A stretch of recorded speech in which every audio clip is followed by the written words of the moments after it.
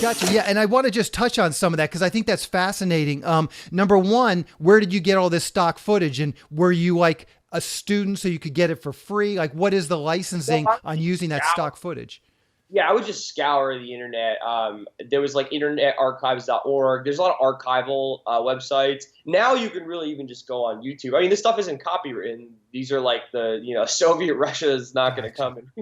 So like, it really, you just got to get it where you can and make sure the quality is good, and then do a lot of stuff in post to kind of make sure it runs, it plays fluidly with other stock footage. So very heavy on post production, which was great because so much of the movies, as you know, are rewritten, made, but then in post production they're remade, and they're really put together. So it was a really great way to learn post production and editing and sound design. I mean, oh my God, I had so much fun with. I'm a big fan of like Walter Murch and Dee Gardner and stuff like that. That's like sound design was another big thing that kind of gave me some skill sets that I couldn't really get without money, because I couldn't have cameras and stuff like that and people to pay.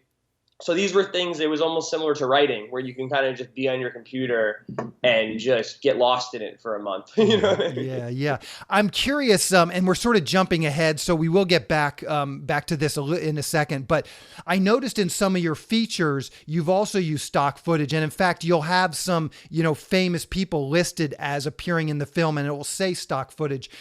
Was that an intentional thing? Like, it seemed to me as I was sort of researching this podcast, it was like, oh, it's a way of getting a little bit of, PR. It's not exactly IP, but you're sort of bringing in sort of another fold, some famous people that maybe could elevate the film a little bit. Was that sort of your intention, or?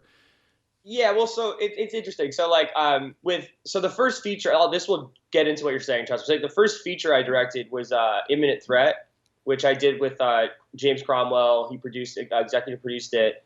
And that was a feature that was about the war on terror and the war in Afghanistan, all that and how it impacted civil liberties at home, and kind of like the foreign interventions we did abroad and how they were failures and all that stuff.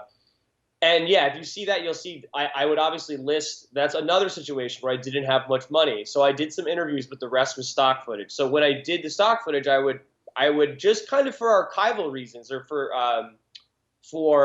just like due diligence almost, put who's ever in the movie. So it wasn't really like, oh, this will get so-and-so, and be like, oh, this person's in it. It was more to just kind of be accurate and be like, okay, so and that's kind of a more documentarian approach. It's like, okay, this person's in it, this person's in it. It's almost even good for me to see, like, okay, what from archival, what viewpoints am I getting? Mm-hmm. What politicians am I getting? What organizers am I getting?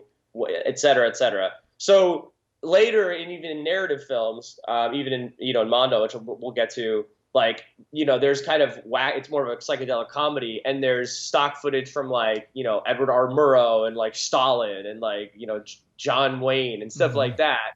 But that's just a way to kind of accurately depict what's happening. You know what I mean? Mm-hmm. Thanks for checking out this clip from the Selling Your Screenplay podcast. If you'd like to hear the full interview, just go to sellingyourscreenplay.com/podcasts, or to go directly to the episode, just use the link in the show notes.